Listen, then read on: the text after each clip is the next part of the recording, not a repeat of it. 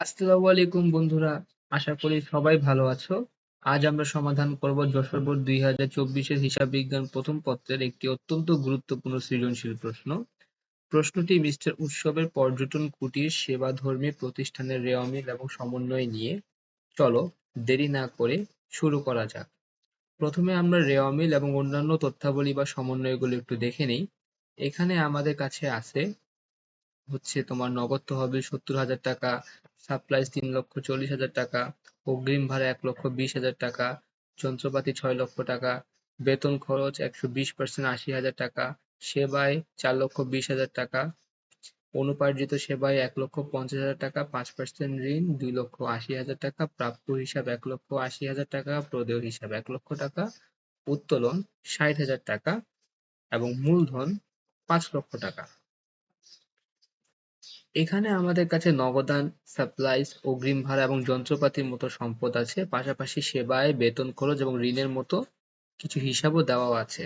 সমন্বয় একটু দেখে নিই বা অন্যান্য তথ্যাবলিতে বলছে অনুপার্জিত সেবায় ১০,০০০ টাকা কি হয়েছে উপার্জিত হয়েছে, অব্যবহৃত সাপ্লাইজের পরিমাণ ৬০,০০০ টাকা, অগ্রিম ভাড়া ৩/৪ অংশকে মেয়াদ উত্তীর্ণ হয়েছে, যন্ত্রপাতির উপর অবচয় ধার্য করতে হবে। এই প্রশ্নে আমাদের কাছে জানতে চাওয়া হয়েছে ক নম্বর প্রশ্নে যে চলতি বছরের ভাড়া ও বেতনের পরিমাণ নির্ণয় করো। তো চলো খুব সহজভাবে এর পেছনে লজিক সহ সমাধানটি আমরা বুঝে নিই। ঠিক আছে, শুরুতেই দেখো আমরা লিখব ২ নং প্রশ্নের সমাধান। ক নাম্বার, শিরোনাম দিব চলতি বছরের ভাড়া ও বেতনের পরিমাণ নির্ণয়। দেখো আমাদের রেওয়া মিলে কিন্তু অগ্রিম ভাড়া কিন্তু দেওয়া ছিল ১,২০,০০০ টাকা।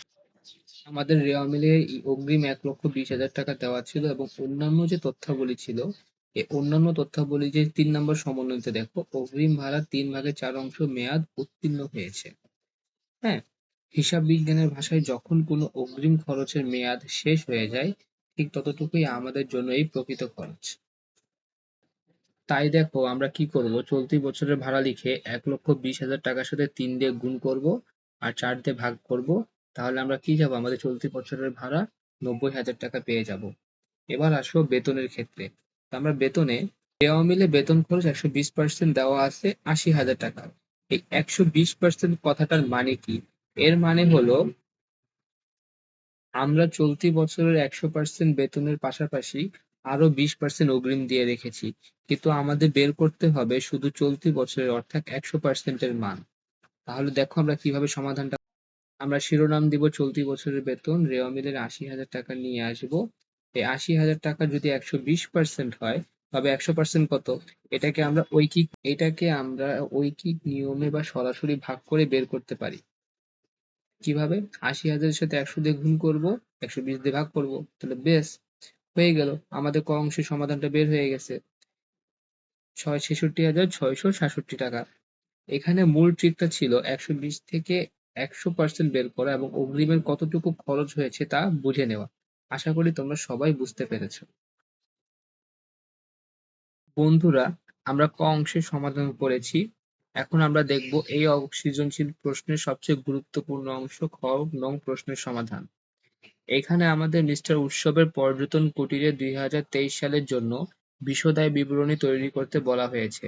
অর্থাৎ এই ১ বছরে প্রতিষ্ঠানের প্রকৃত আয় কত হলো এবং সব খরচ বাদ দেওয়ার পর কত টাকা লাভ বা ক্ষতি থাকলো সেটি আমরা বের করব। তো শুরুতেই আমরা কি করব, আয় সমূহ চিহ্নিত করব।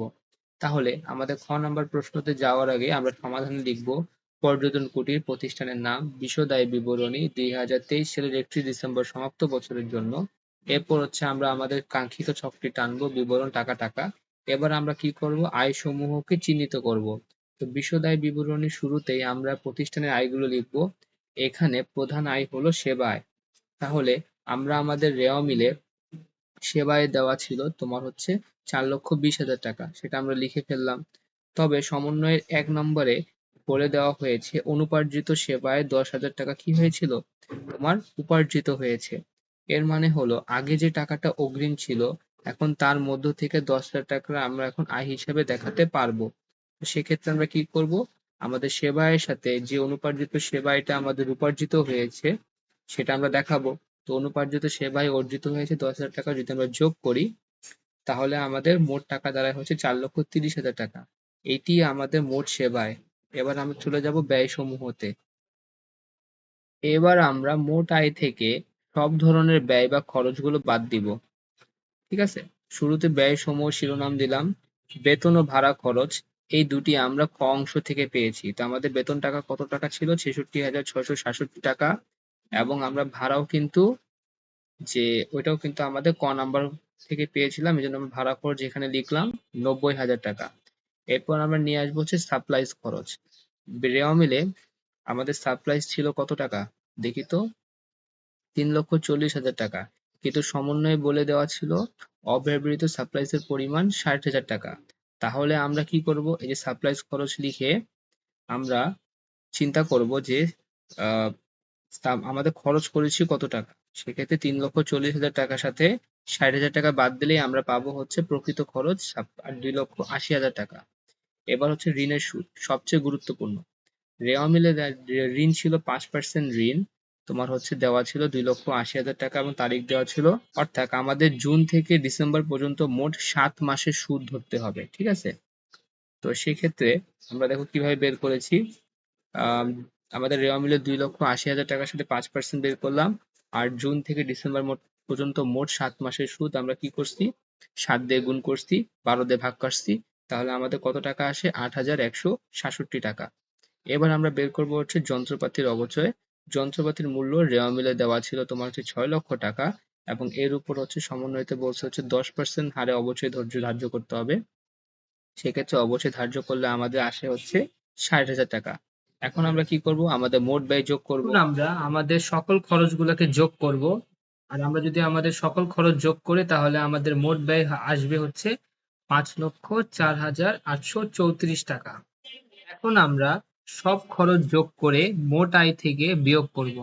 তো বন্ধুরা, একটা বিষয় খেয়াল করব, আমাদের মোট আয় ছিল হচ্ছে ৪,৩০,০০০ টাকা, কিন্তু মোট খরচ হয়ে গেছে ৫,০৪,৮৩৪ টাকা। আয় থেকে ব্যয় বেশি হওয়ায় এখানে লাভ না হয়ে নেট ক্ষতি হয়েছে ৭৪,৮৩৪ টাকা। অঙ্কের শেষে নেট ক্ষতিকে অবশ্যই ব্র্যাকেট দিয়ে বা বিয়োগ চিহ্ন দিয়ে দেখাবে। তো এই ছিল আমাদের যশোর বোর্ড ২০২৪ খ অংশের সমাধান। বিশেষ করে ঋণের সুদের সময়টা ৭ মাস ক্যালকুলেট করার সময় তোমরা অবশ্যই সতর্ক থাকবে। আমরা এখন সমাধান করব অঙ্কটির গ অংশ। আমাদের আজকের লক্ষ্য হলো ২০২৩ সালের ৩১ ডিসেম্বর তারিখের জন্য প্রতিষ্ঠানের চলতি দায় ও চলতি সম্পদের পরিমাণ নিখুঁতভাবে নির্ণয় করা। তো চলো শুরু করি। আমরা সর্বপ্রথম চলতি দায় সমূহ নির্ণয় করব। আর্থিক অবস্থার বিবরণীর এই অংশে আমরা প্রথমে প্রতিষ্ঠানের স্বল্পমেয়াদী দায়গুলো বা চলতি দায়গুলো খুঁজে বের করব। আমরা শুরুতেই শিরোনাম দিব চলতি দায় সমূহ। আর রেওয়া মিলের মধ্যে আমরা শুরুতে খুঁজব অনুপার্জিত সেবা আয়। রেওয়া মিলে আমাদের অনুপার্জিত সেবা আয় ছিল হচ্ছে ১,৫০,০০০ টাকা, কিন্তু সমন্বয়ে বলা আছে যে ১০,০০০ টাকা কি হয়ে গেছে? অর্জিত হয়ে গেছে। তার মানে এখন আমাদের দায়ের পরিমাণ ১০,০০০ টাকা কমে যাবে। তাহলে আমরা আমাদের রেওয়া মিলের অনুপার্জিত সেবা আয়ের সাথে যে আয় অর্জিত হয়েছে সেটা যদি বিয়োগ করি, তাহলে আমাদের অবশিষ্ট দায় দাঁড়াবে হচ্ছে ১,৪০,০০০ টাকা। এরপর আমরা নিয়ে আসবো হচ্ছে ঋণের বকেয়া সুদ। বন্ধুরা, এটি একটি গুরুত্বপূর্ণ সমন্বয়। আমাদের ৫% ঋণ আছে, আর যা হচ্ছে ১/৬/২০২৩ তারিখে নেওয়া হয়েছে। অর্থাৎ জুন থেকে ডিসেম্বর পর্যন্ত মোট ৭ মাসের সুদ বকেয়া আছে। তো আমরা আমাদের খ নাম্বারে দেখো আমরা হিসাবটি করে দিয়েছিলাম। সেটি হচ্ছে ২,৮০,০০০ এর সাথে ৫% করব, আর ৭ মাসের হওয়াতে ৭ দিয়ে গুণ করব, ১২ দিয়ে ভাগ করব। তাহলে আমাদের ঋণের বকেয়া সুদ দাঁড়াবে ৮,১৬৭ টাকা। এরপর আমরা বের করব হচ্ছে প্রদেয় হিসাব। এটি সরাসরি রেওয়া মিল থেকে ১,০০,০০০ টাকা আমরা কি করব? বসিয়ে দিব। ঠিক আছে? ১,০০,০০০ টাকা সরাসরি বসিয়ে দিব। তাহলে আমাদের মোট চলতি দায় এই ৩টি আইটেম যোগ করলে আমরা মোট চলতি দায় পাচ্ছি হচ্ছে তোমার ২,৪৮,১৬৭ টাকা। তাহলে এবার আমরা কি করব? চলতি সম্পদ বের করব। তো দায় তো আমরা বের করলাম। এবার দেখা যাক প্রতিষ্ঠানের হাতে কি কি চলতি সম্পদ আছে। তো শুরুতেই আছে নগদ তহবিল। নগদ তহবিল ৭০,০০০ টাকা। অব্যবহৃত সাপ্লাইজ, এটি হচ্ছে আমাদের সমন্বয়তে সরাসরি বলা হয়েছে ৬০,০০০ টাকা। ঠিক আছে? এই সরাসরি টাকাটা ৬০,০০০ টাকা আমরা বসিয়ে দিব। অগ্রিম ভাড়া রেওয়া মিলে ছিল হচ্ছে ১,২০,০০০ টাকা। সেটা আমরা লিখে দিলাম। আমরা ক অংশে বের করেছিলাম যে এর 3/4 অংশ বা 90,000 টাকা খরচ হয়ে গেছে। তাহলে এখনো সম্পদ হিসাবে অবশিষ্ট আছে তোমার 1,20,000 টাকার সাথে যে 90,000 টাকা বিয়োগ করি তাহলে 30,000 টাকা থাকে। অগ্রিম বেতন, বেতন খরচ 120% দেওয়া ছিল 80,000 টাকা, এর মানে 20% হলো অগ্রিম। এই 20% বের করার নিয়ম হচ্ছে আমরা 80,000 এর সাথে যে ও বাড়তি 20% ছিল সেটাকে গুণ করবো আর 120 দিয়ে ভাগ করব। তাহলে আমাদের টাকা পাবো হচ্ছে 13,333 টাকা।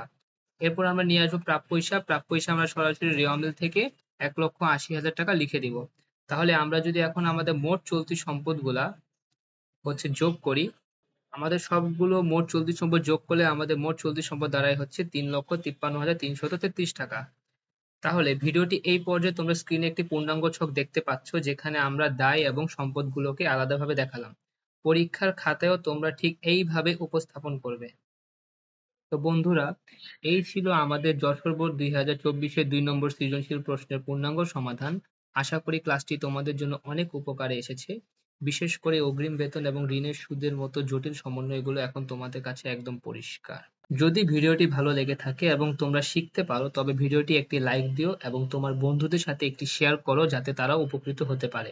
আর হ্যাঁ, নিয়মিত এরকম বোর্ড কোয়েশ্চেন সলিউশন এবং হিসাব বিজ্ঞানের সহজ সব ট্রিক্স পেতে আমাদের চ্যানেলটিকে এখনই সাবস্ক্রাইব করে রাখো এবং পাশে থাকা বেল আইকনটি বাজিয়ে দাও।